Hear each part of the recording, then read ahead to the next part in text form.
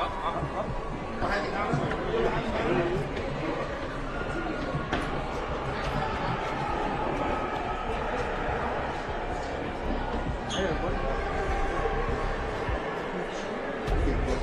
gonna work this line. What state are you guys from? Follow me. Cool. Right here, Pool. You can get up here if you want. Stand up. Get in there. Wherever you want to go.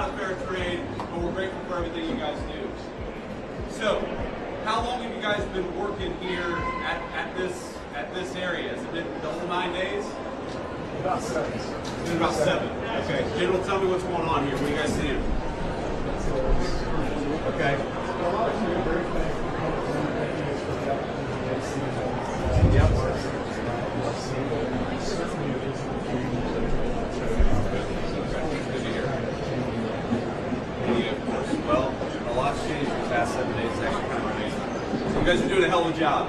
We're proud of you. We're grateful to you. And I just wanted to come by and say thanks and we got you. So let's say hello for a bit. And I think we're talking to this corner, but just want to shake some hands and say hey to guys. Appreciate it. Thank you. All right. Good to see you, man.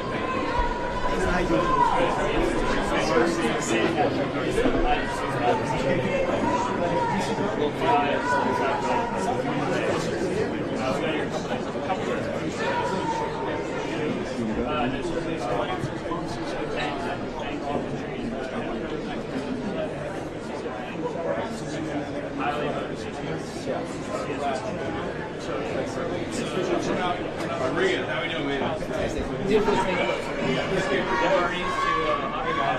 How y'all doing?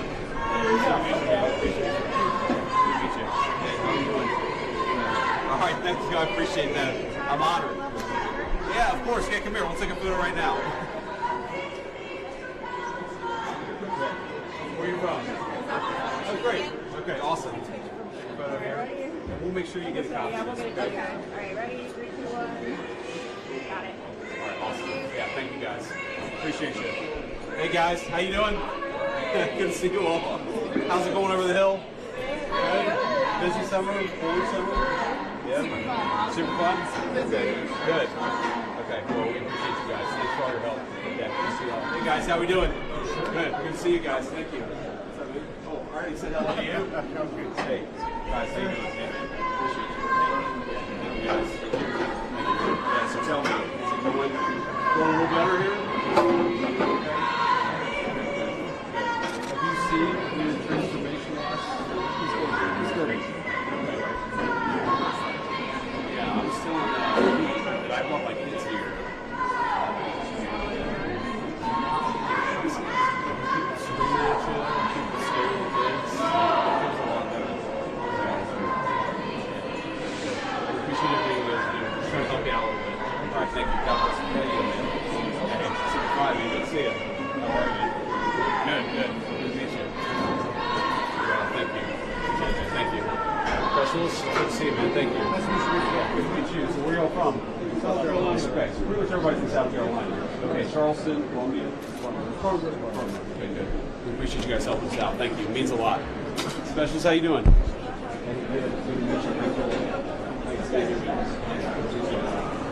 Sir, how we doing? Great. How you doing? I'm doing good, man. I can't complain. It's a hell of a lot more fun than I do most days. All right, appreciate it. Good to see you, man. Thanks for all your help.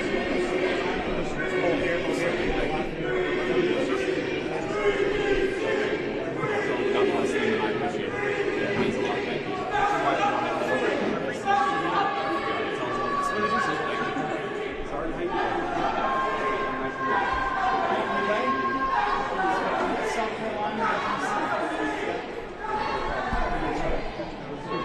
Appreciate you. Thank you very much.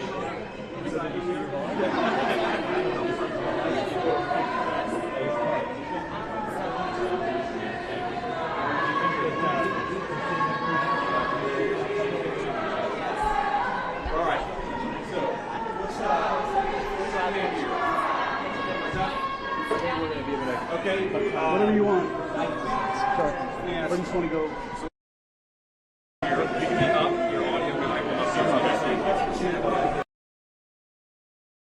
So, look, guys, what we want to do here was a couple things. First of all, we're going to say come and say thank you to the National Guards folks, to the cops, for actually keeping this place safe.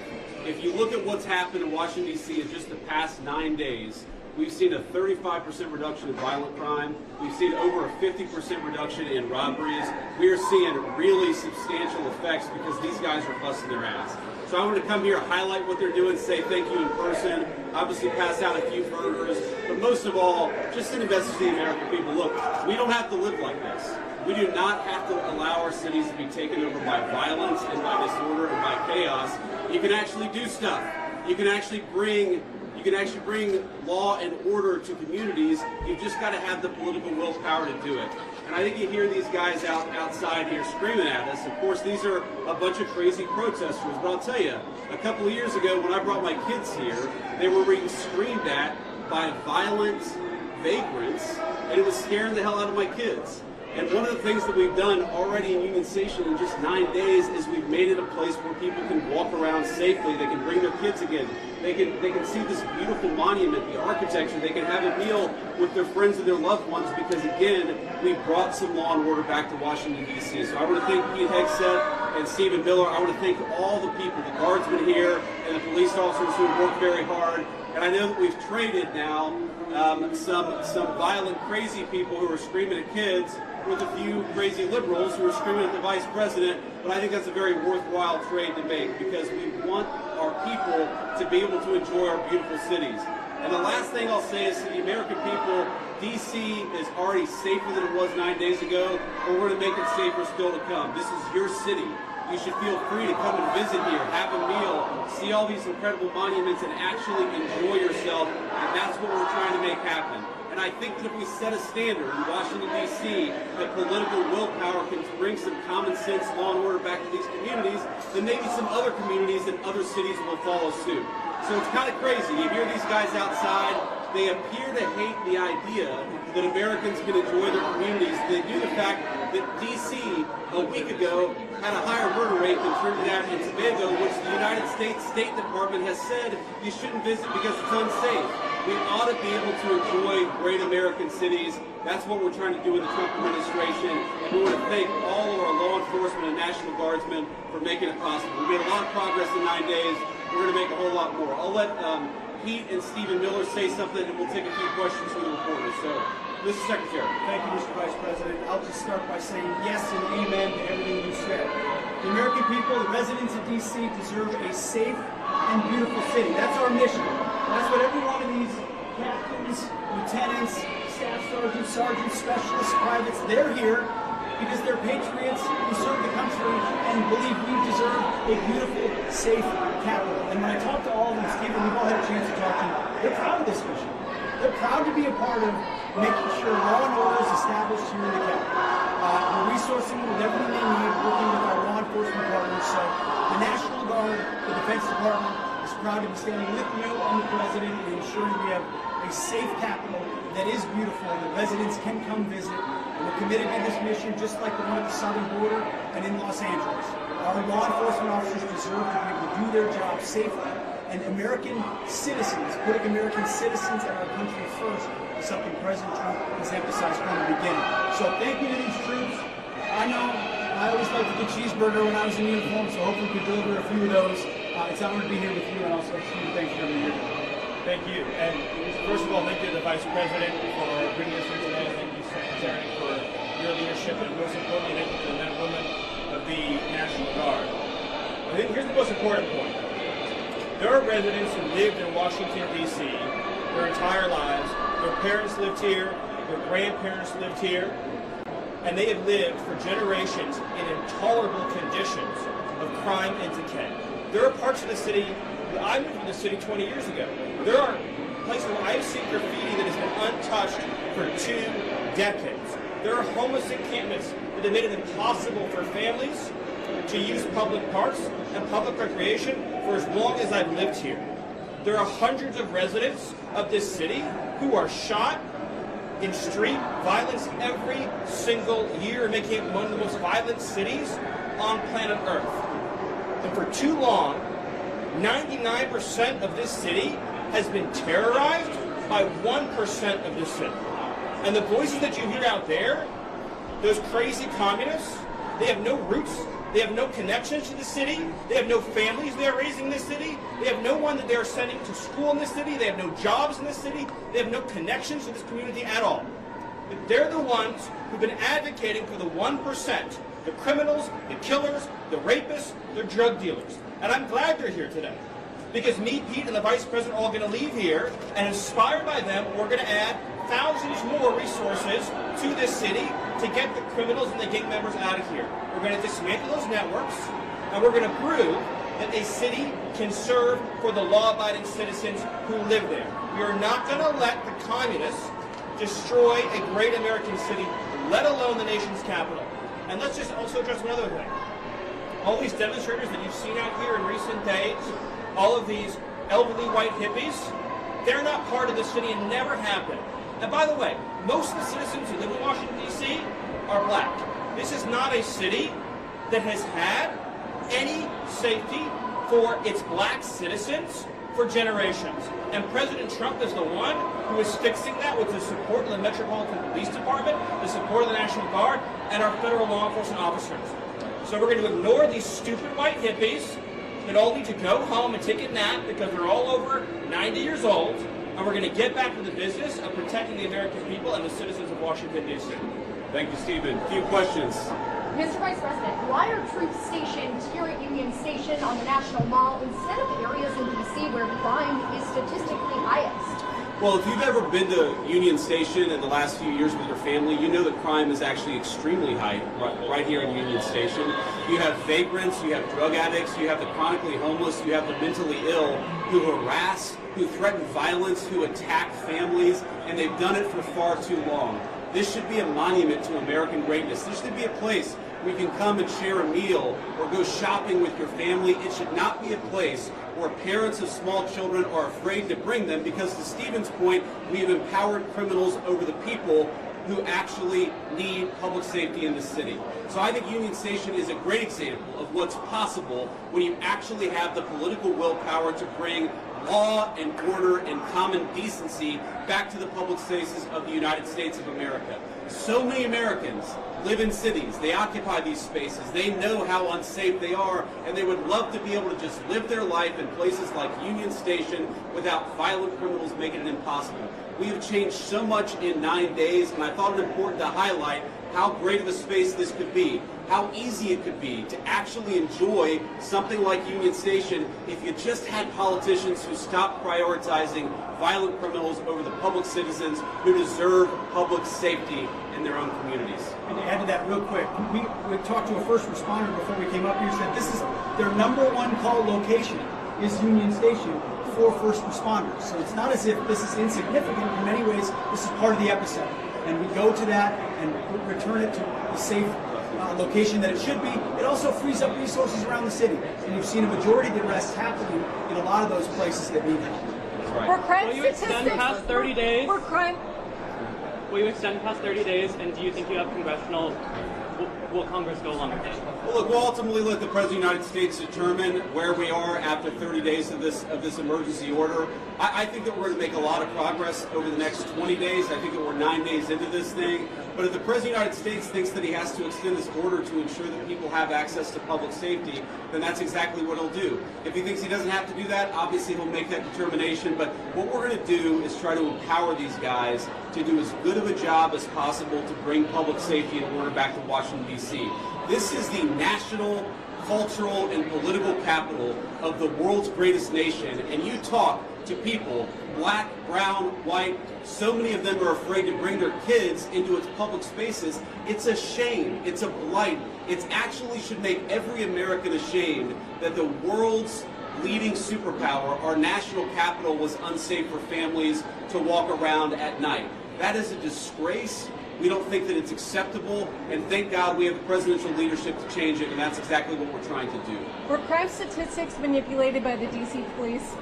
Well, I think that crime statistics all over our country were massively underreported because a lot of people would pick up the phone, they'd call somebody, they'd try to get help, and nobody would show up. If you look at wait times, at 911 response times all across our country, but certainly in Washington, D.C., they were way too long. And that wasn't because of the D.C. police, that was because there was too much crime and too few law enforcement agents on the street to bring order and decency to this city. You talk to these guys. I talked to 3 police officers earlier. I've talked to the National Guard. They are so happy that they've been empowered to do their job, which is to make American streets safe for American citizens. And I think that empowerment is going to keep on going until we make America, and D.C. in particular, a safe place again. What evidence do you have or that the DOJ has? Are you going to be releasing it? I'm sorry? Are you going to be releasing evidence of this? Of what? That D.C. has a terrible crime problem? You just got to look around. Obviously, D.C. has a terrible crime problem. The Department of Justice statistics back it up. The FBI statistics back it up. Just talk to a resident of this city, this beautiful, great American city. Don't they deserve... we talk about human rights. We hear these people outside screaming, "Free D.C." Let's free D.C. from lawlessness. Let's free Washington, D.C. from one of the highest murder rates in the entire world. Let's free Washington, D.C. so that young families can walk around and feel safe and secure. That's what we're trying to free D.C. from. And as Stephen said, it's kind of bizarre that we have a bunch of old, primarily white people who are out there protesting the policies that keep people safe when they've never felt danger in their entire lives. Which cities are next? Are you going to target any other? Mr. Vice President, thank you, Mr. Vice President. What are your thoughts on the establishment media's criticisms of President Trump's push to end the Russia-Ukraine war? Well, I'll let these guys jump in. I mean, look, on the Russia-Ukraine war, we'll obviously have time to talk about that. I think the president campaigned on being a president of peace. He's already ended 6 wars. He's trying to end another. I think it's kind of disgraceful that the American media is attacking the president for trying to bring peace to the world. But most importantly, the president is trying to bring peace to the streets of our own cities. I really can't overemphasize this enough. It's the greatest country in the world. We've got moms and dads and young families. Shouldn't they be able to enjoy public spaces without vagrants taking away basic public safety from the American citizenry? The fact that it's taken so long to bring common decency and law and order back to Washington, D.C. is an indictment of a generation of failed leadership. And I hope these guys know how grateful we are that they're doing the job that so many failed to do. They're actually keeping the city safe. We're proud of you, and we're grateful to you. Polls show that a majority of D.C. residents don't support the Guard. What's your message to that? I'm sorry? Polls show that a majority of D.C. residents don't support the Guard here. So what's your message to the majority of D.C. residents? I'm highly skeptical that a majority of D.C. residents don't want their city to have better public safety and more reasonable safety standards within Washington, D.C. I don't know what poll you're talking about. Maybe the same polls that said Kamala Harris would win the popular vote by 10 points. Okay, we're going to stop there. We're going to grab a quick bite with some of the soldiers here and the National Guardsmen who are keeping the city safe again. I just want to say we're grateful to these guys. You guys are making D.C. safe again. We're proud of you, and we're grateful to you. Russia City today needs to be involved in security guarantees. Thank you, press. Thank you, press. Thank you. Thank you, thank you. Thank you, press. Press, everyone's going back. Cool press, we gotta move.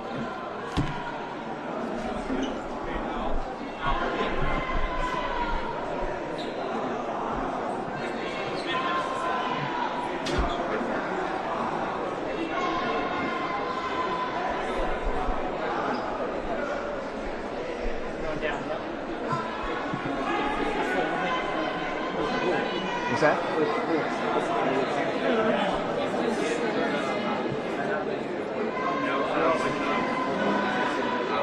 Press, come on, Phil, can you pull the TV? Where's the rest of them? That's the rest of them. Yeah, one right there.